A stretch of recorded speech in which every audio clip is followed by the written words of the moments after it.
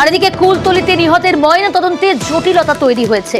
ময়না তদন্ত নিয়ে কোর্টে আর এই খুনের ঘটনায়, নির্যাতনের ঘটনায় এবার ময়না তদন্ত নিয়ে জটিলতা। পরিবারের তরফে হাইকোর্টের দ্বারস্থ হয়েছে রাজ্য। আজই বিচারপতি তীর্থঙ্কর ঘোষের এজলাসে শুনানি রয়েছে। সহকর্মী দ্বারস্থ হয়েছে, কি আবেদন করা হলো হাইকোর্টের কাছে। দেখো, স্মরণকালে এমন অভিযোগ কম যেটা সরকারের বিরুদ্ধে করছে এবং রবিবার বিশেষ বেঞ্চ বসিয়ে তার শুনানি চাইছে। কারণ জয়নগর এই কুলতলির ঘটনা অত্যন্ত স্পর্শকাতর জায়গায় গিয়ে পৌঁছেছে এবং গতকাল সকাল থেকে যে ঘটনাক্রম সন্ধ্যেতে শেষ হয়েছে কাঁটাপুকুর মর্গে, পুরো বিষয়টাতে কলকাতা হাইকোর্টের কোথাও একটা হস্তক্ষেপ প্রয়োজন।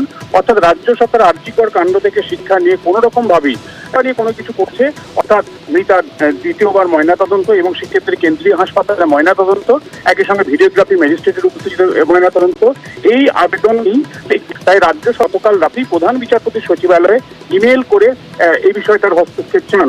প্রধান বিচারপতির অনুমতি সাপেক্ষে বিচারপতি তীর্থঙ্কর ঘোষের বেঞ্চে এই মামলার শুনানি হবে দুপুর নাগাদ এবং সেক্ষেত্রে রাজ্য সরকারের করণীয় কি এবং এক্ষেত্রে এই নাবালিকার দেহের দ্বিতীয়বার ময়নাতদন্ত কোথায় হবে বা তার ময়নাতদন্তের ভিডিওগ্রাফি হবে কিনা, ম্যাজিস্ট্রেটের উপস্থিতিতে হবে কিনা, এই পুরো বিষয়টা কিন্তু নির্ধারণ করছে। আর কিছুক্ষণ পরেই বিচারপতি তীর্থঙ্কর ঘোষের পর্যবেক্ষণ বা নির্দেশে রাজ্য কি আবেদন রাখে সেটাই এবং পরিবারের তরফে বিষয়, তাই রাজ্য সরকার কলকাতা হাইকোর্টের দ্বারস্থ এবং রাজ্য সরকারের আবেদনের প্রেক্ষিতে হাইকোর্ট কি নির্দেশ দেয়, বিচারপতি তীর্থঙ্কর ঘোষ কি নির্দেশ দেন সেদিকেই তাকে সব পক্ষ একেবারে